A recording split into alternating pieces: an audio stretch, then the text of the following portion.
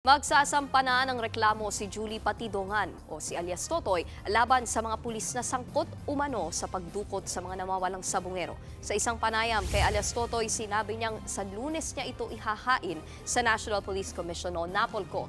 Kasunod din daw ito ng natanggap niyang impormasyon na may umaaligid sa bahay niya sa Mindanao. Nauna nang sinabi ni PNP Chief Nicolas Torre III na hawak na nila ang 15 mga pulis na umano'y sangkot sa kaso. Kahapon, ilan pang sako ang natagpuan ng Philippine Coast Guard sa pagsisid nila sa Taal Lake.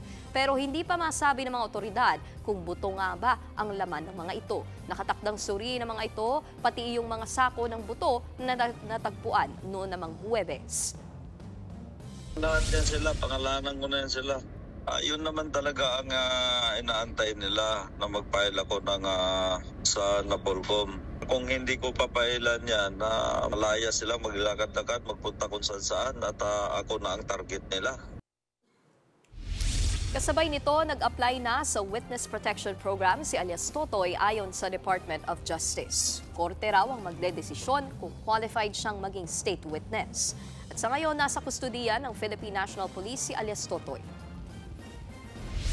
Natural, itong mga siniwalat niyang impormasyon ngayon nito ay malaking factor yan for us to consider na makakatulong siya talaga para maging successful ang prosecution. Pero ang pinaka-importante dyan ay yung lahat ng pieces of evidence kailangan matimbang at maaral, masusi ng mainam. Mga kapatid, Nikki de Guzman po. Para sa pasada ng mga rumaratsyadang balita, mag-follow at mag-subscribe na sa social media pages ng News 5.